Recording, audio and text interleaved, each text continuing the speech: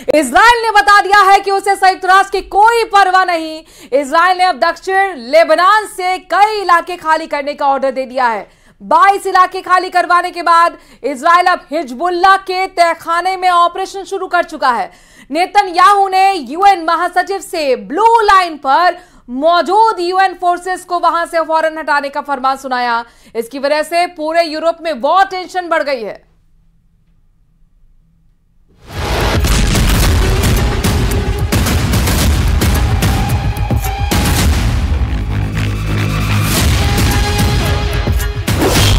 यूरोपीय देशों पर भड़का इजराइल।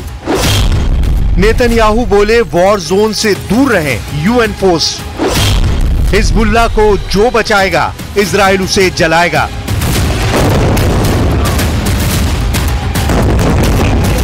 तेल अवीव की दहलीज को अब हिजबुल्लाह लड़ाके दहलाने लगे हैं। रॉकेट से, फाइटर ड्रोन से ताबड़तोड़ हमले हो रहे हैं।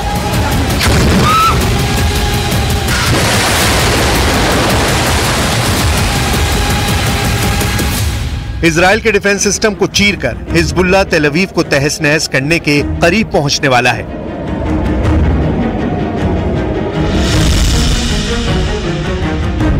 हिजबुल्लाह के रॉकेट हमले कितने विस्फोटक हैं, इसे हर्जीलिया की तबाही बयां कर रही है।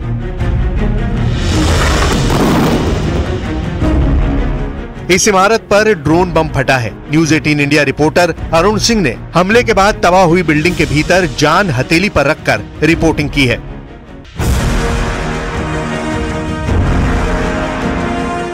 "200 किलोमीटर दूर से दागे जा रहे हथियार इजराइल को जला रहे हैं, तो लेबनान की तबाही भी कुछ कम नहीं।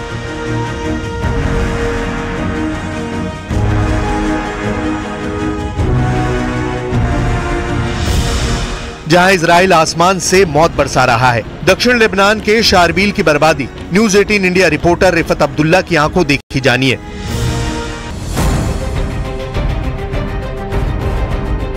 हिजबुल्लाह के तहखाने खुलने लगे हैं। इन अंधेरी गुप्त सुरंगों में बैठे नसरल्लाह आर्मी के खूंखार फाइटर बेमौत मारे जा रहे हैं।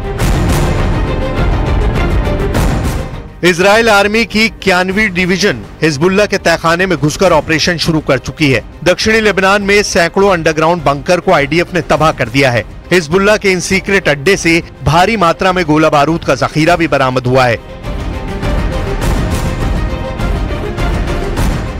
इजरायली सेना ने दक्षिणी लेबनान में सीक्रेट सुरंग से हिजबुल्लाह लड़ाकों को जिंदा दबोचने का दावा किया है। लेबनान में सरेंडर करने वाले लड़ाके का वीडियो रिलीज कर अंडरग्राउंड बंकर की फिल्म रिलीज की गई है। आईडीएफ के मुताबिक 7 मीटर गहरे बंकर में छिपे हिजबुल्लाह कमांडर की पहचान अभी नहीं हो पाई है। हिजबुल्लाह फाइटर गुप्त गुफाओं से एंटी टैंक मिसाइल लॉन्च कर इजराइल को दहला रहे हैं। जमीन के नीचे बने बंकरों को हिजबुल्लाह की रदवान फोर्स इस्तेमाल कर रही है। इजराइल सीक्रेट तहखानों की तबाही के साथ हिजबुल्लाह लड़ाके उन रिहायशी बस्तियों में चुन चुन कर मार रहा है जहां वॉर कमांड कंट्रोल रूम में टॉप कमांडर बैठे हुए हैं। इजराइल ने अल शरहाबील, बकास्ता, सिडोन में एयर स्ट्राइक करके कई इमारतें जमींदोज कर दी हैं। इजराइल के बारूदी प्रहार से बौखलाए हिजबुल्लाह ने भी जोरदार पलटवार शुरू कर दिए हैं।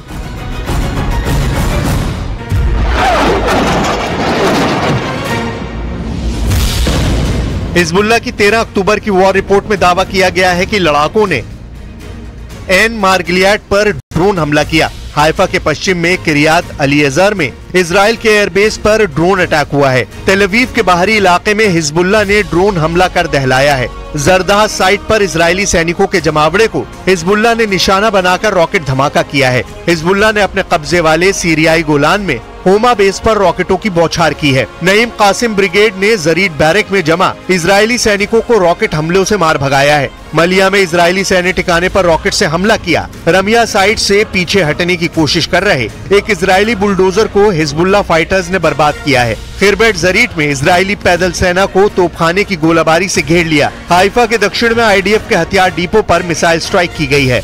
बलिडा, तिबेरियस, मेटूला बस्ती, कफर युवल और खिरबेत नफहा में इजराइल पर रॉकेट अटैक हुआ है।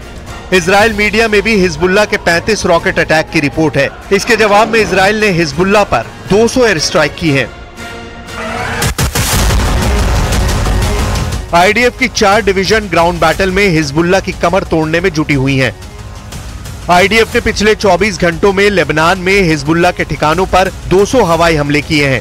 लेबनान में 12 और 13 अक्टूबर के हमले में अब तक 26 की मौत, 144 से ज्यादा लोगों के जख्मी होने की जानकारी है। लेबनान फ्रंट पर जारी भीषण युद्ध के बीच इजरायल के पीएम नेतन्याहू ने संयुक्त राष्ट्र महासचिव से वॉर जोन से यूनिफिल फोर्सेस को हटाने की अपील कर दी है। אני רוצה מכאן לפנות ישירות למזכ"ל האו"ם. הגיע הזמן שתוציא את יוניפיל ממעוזי החיזבאללה וממרחבי הלחימה. צה"ל ביקש זאת שוב ושוב, והוא נתקל בסירוב שוב ושוב, שכל כולו מכוון לתת חומת מגן אנושית למחבלי חיזבאללה.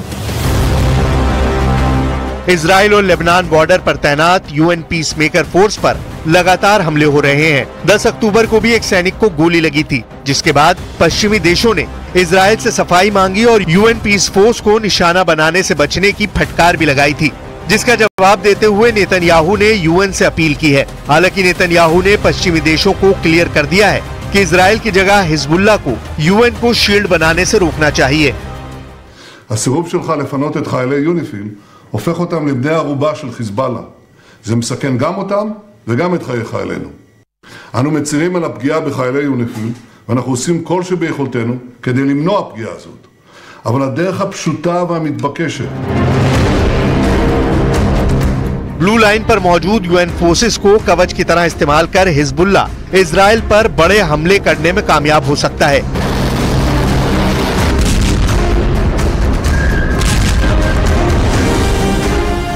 इसीलिए इजराइल ने यूएन फोर्स को वॉर जोन से हटने की अपील की है। इसकी वजह गजा में इजराइल में शुरू हुए हमले भी हैं, जहां इजराइल पर जोरदार पलटवार शुरू हो गया है। बेरूत से 100 गुना बारूदी धमाके यहां हुए हैं। यहां इजराइल टैंक से गोले दाग रहा है।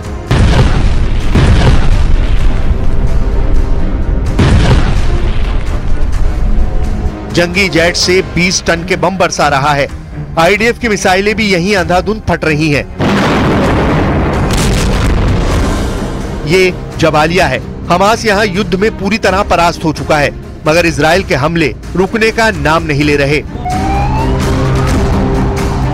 जबालिया के चप्पे चप्पे को नेतन्याहू आर्मी ने खंडर बना दिया है। जबालिया की बस्तियां खाली हो चुकी हैं, लेकिन जबालिया के अंडरग्राउंड सुरंगों से अब इजराइल को मुंह तोड़ जवाब दिया जा रहा है। इजराइल तक मार करने वाले रॉकेट जबालिया से दागे जा रहे हैं।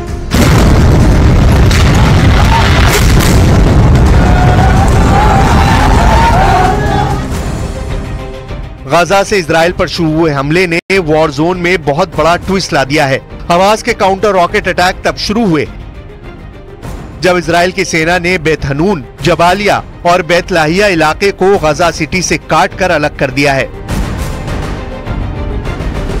24 घंटे के भीतर गजा में इजराइल के हमले से 52 लोगों की मौत हुई है। 128 के करीब लोग घायल हुए हैं, जिसके बाद गजा युद्ध में मौत का आंकड़ा 42,000 के पार जा चुका है। लड़ाई भीषण होती जा रही है। नेतन्याहू ने कह दिया है कि इजराइल अब ईरान पर पलटवार जरूर करेगा। नेतन्याहू ये सब इसलिए खुल्लम खल्ला बोल रहे हैं क्योंकि उन्हें अमेरिका से एक बड़ा हथियार मिल गया है। इसलिए अब इजराइल को एटम बम का भी खौफ नहीं रहा।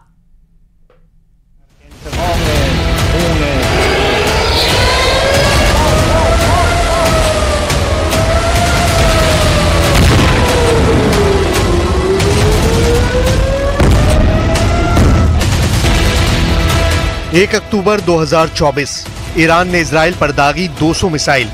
और देखिए कैसे इन मिसाइलों ने इजराइल के तमाम मिसाइल और एयर डिफेंस नेटवर्क को फेल साबित करते हुए ठीक अपने टारगेट पर अटैक किया। इस हमले ने इजराइल में खतरे की घंटी बजा दी। इस हमले ने बता दिया कि आयरन डोम, डेविड स्लिंग और एरो मिसाइल डिफेंस सिस्टम को इजराइल अपनी दीवार बताता रहा है, वो तो रेत की दीवार साबित हुए। इसलिए अब इजराइल को मिलने वाला है आयरन डोम, डेविड स्लिंग और एरो सिस्टम का भी सुपर बॉस। ये है अमेरिका का THAAD यानी third missile defence system.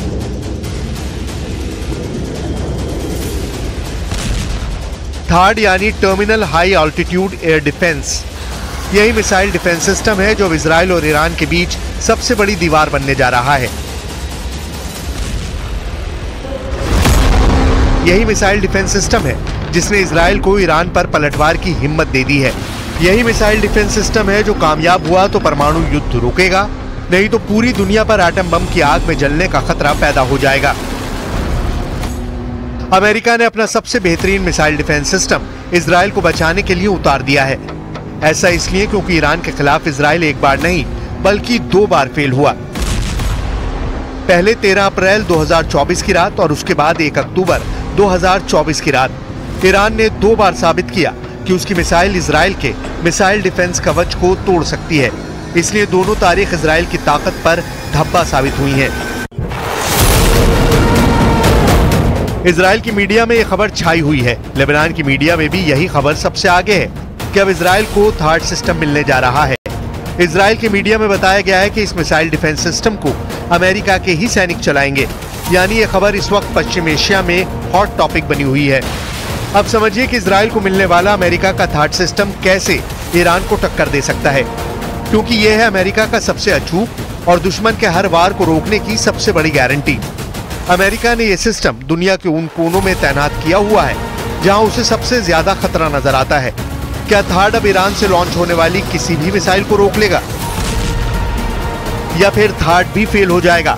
Third भी इजराइल को नहीं बचा पाएगा, जैसे इजराइल का arrow missile defence system fail हो गया, जैसे इजराइल का David sling air defence system fail हुआ, और जैसे इजराइल का मिस्टर भरोसेमंद आयरन डोम भी ईरान के मिसाइल के आगे नाक रगड़ता हुआ नजर आया। אתם ראיתם את ההתקפות שהאיראנים תקפו אותנו לפני זמן קצר. ההתקפות האלה היו אגרסיביות, אבל ההתקפות האלה נכשלו כי הן לא היו התקפות מדויקות. חיל האוויר לא נפגע, כל המסלולים פועלים, הרציפות נשמרת, אף מטוס לא נפגע ואף חייל לא נפגע ואף אזרח לא נפגע. बेनियामिन नेतन्याहू को ईरान के हमले से बचाने के लिए बाइडेन ने अपने सबसे बड़ी मिसाइल प्रूफ जैकेट इजराइल को पहनाने की तैयारी कर ली है। आखिर इस मिसाइल प्रूफ जैकेट में क्या खास है जो इसे दुनिया की सबसे बेहतरीन मिसाइल रक्षा प्रणाली बना देती है? ये बात इस वक्त ईरान भी जानना चाहता है, रूस भी जानना चाहता है और चीन भी जानने को बेकरार है। थर्ड सिस्टम की रेंज क्या है, इसके ऑपरेशन का दायरा क्या है? इस रिपोर्ट में अमेरिका के इस हथियार के बारे में बहुत डिटेल से बात करेंगे। अमेरिका के इस सिस्टम को इससे पहले दक्षिण कोरिया में तैनात किया जा चुका है ताकि उत्तर कोरिया के मिसाइलों से उसे बचाया जा सके। इसके लिए इस सिस्टम के बारे में कुछ बातें जान लीजिए। थर्ड 200 किलोमीटर की दूरी तक दुश्मन की किसी भी मिसाइल को मार सकता है। ये 150 किलोमीटर की ऊंचाई तक किसी भी मिसाइल को इंटरसेप्ट कर सकता है। अमेरिका के पास थर्ड की 7 बैटरियां हैं। एक बैटरी में 6 ट्रक माउंटेड लॉन्चर होते हैं। दुश्मन की मिसाइल को रोकने के लिए थर्ड सिस्टम के एक लॉन्चर से एक बार में 8 मिसाइल दागी जा सकती हैं। यानी पूरी बैटरी में कुल 48 इंटरसेप्टर मिसाइल होती है। इसे ऑपरेट करने के लिए 95 सैनिकों की आवश्यकता होती है। लेकिन क्या ये काफी होगी? क्योंकि ईरान तो एक बार में सैकड़ों मिसाइल फायर करने की ताकत रखता है और अब दुनिया का कोई भी एयर डिफेंस सिस्टम या मिसाइल डिफेंस सिस्टम क्यों ना हो, वो घुटनों के बल बैठने पर मजबूर हो जाएगा। ईरान बार बार बता रहा है कि उसकी मिसाइल पावर को हल्के में ना लिया जाए, क्योंकि वो इजराइल से बदला जरूर लेगा, इसमें कोई गुंजाइश नहीं है।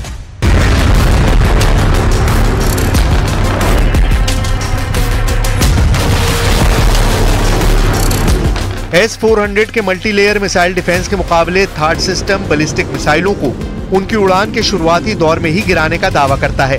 Third system hit to kill तकनीक पर काम करता है, यानी ये मिसाइलों को रोकने और भटकाने की जगह उन पर सीधी आमने सामने का वार करके उन्हें तबाह कर देता है। थर्ड को लेकर खबर ऐसे वक्त में आई है जब ईरान और रूस के राष्ट्रपति की मीटिंग हो चुकी है। पुतिन और पेजेश्कियान दोनों बोल चुके हैं कि रूस और ईरान एक साथ हैं, दोनों मिलकर काम कर रहे हैं। पुतिन और पेजेश्कियान के बीच तुर्कमेनिस्तान में हुई मुलाकात से जाहिर है कि सबसे ज्यादा टेंशन अमेरिका और इजराइल को ही होगी। همکاری‌های دو کشور برای ما یک اولویت است و خیلی خوب توسعه می‌یابد. موضع‌گیری‌های ما در دنیا خیلی به هم دیگه نزدیکتر از دیگران هست. Должны будут там подписаться, мы сделаем все для подписания этих документов. انشالله حتما در بریکس شرکت خواهیم کرد و اون معاهداتی که با هم نوشته شده رو اونجا نهایی بکنیم و بتونیم با هم دیگه. ईरान और रूस की एकजुटता बढ़ने का जवाब ही थार्ड मिसाइल डिफेंस सिस्टम है, इसमें कोई शक नहीं। एक तरफ रूस ईरान के साथ है तो दूसरी तरफ बाइडेन का हाथ नेतन्याहू के सिर पर है। कुल मिलाकर अमेरिका और इजराइल अब खतरनाक परमाणु मिसाइलों को लेकर तैयारी कर चुके हैं। लेकिन क्या ईरान इससे दबाव में आएगा या फिर इजराइल के बाकी डिफेंस सिस्टम को हराने के बाद वो अमेरिका के इस मिसाइल डिफेंस सिस्टम को भी हरा देगा? इजराइल ने युद्ध में अपना सबसे खतरनाक फाइटर जेट F-35 उतार दिया है, जो उसे अमेरिका से मिला है। इसका मुकाबला करने के लिए दावा किया जा रहा है कि ईरान को रूस का S-400 एयर डिफेंस सिस्टम मिल गया है, इसलिए फारस की खाड़ी के ऊपर कुछ अशुभ होने वाला है। ईरान और इजराइल के बीच एक बड़े युद्ध का खतरा साफ साफ अब नजर आ रहा है।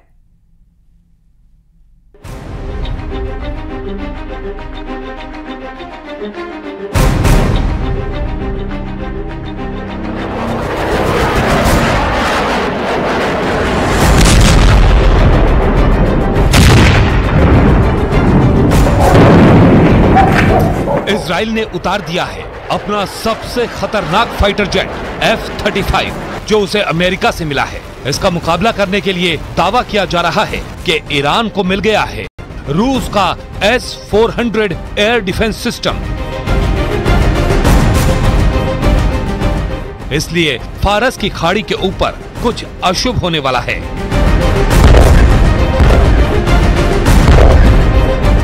ईरान और इजराइल के बीच एक बड़े युद्ध का खतरा साफ नजर आ रहा है।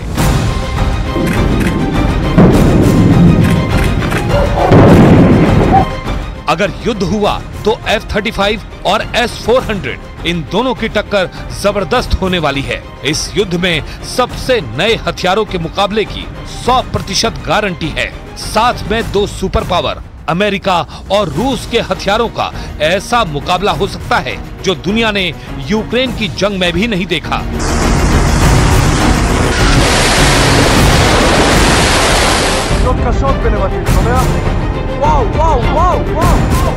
इसमें कोई शक नहीं कि ये युद्ध शुरू हुआ तो यूक्रेन से भी ज्यादा खतरनाक वेपन सिस्टम इस्तेमाल होंगे, क्योंकि अब रूस ने खुल्लम खुल्ला ईरान का साथ देना शुरू कर दिया है। लेकिन दूसरी तरफ बाइडेन है और बाइडेन की पूरी कोशिश है कि इजराइल के हथियारों की धार कम ना हो।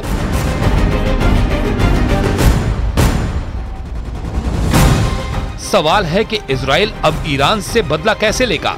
ईरान पर हमला करने के लिए उसके पास टारगेट तो हैं, लेकिन उन पर वार करने के लिए इजराइल के पास सबसे बड़ा हथियार F-35 ही है। दूसरा हथियार इजराइल की जेरिको मिसाइल है, जो 11,000 किलोमीटर तक वार कर सकती है।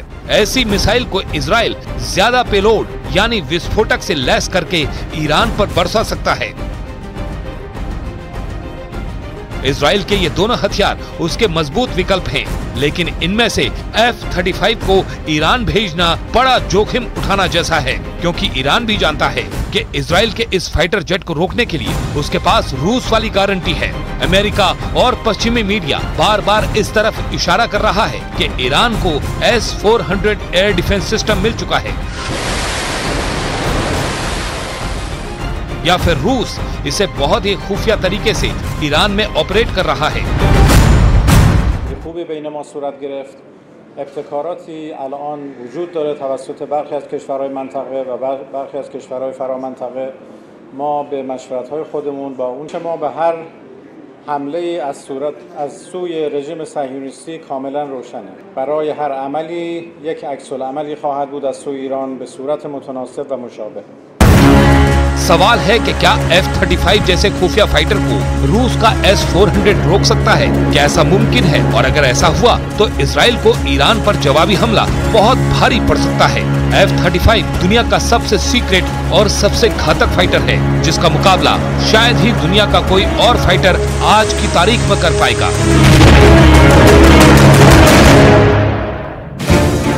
F-35 अमेरिका का स्टेल्थ फाइटर जेट है जो रडार की पकड़ में नहीं आता। यही इसकी सबसे बड़ी खासियत है। ये 5वीं पीढ़ी का फाइटर जेट है। न ही दुश्मन का विमान इसे देख पाता है, न ही उसके रडार इसे ट्रैक कर पाते हैं। F-35 की अधिकतम रफ्तार करीब 2000 किलोमीटर प्रति घंटे है। ये 9 टन बम लेकर उड़ सकता है। अगर इजराइल ने इसे लॉन्च किया तो इसके टारगेट पर ईरान के सीक्रेट अड्डे होंगे, तेल के ठिकाने होंगे, ईरान की लीडरशिप होगी।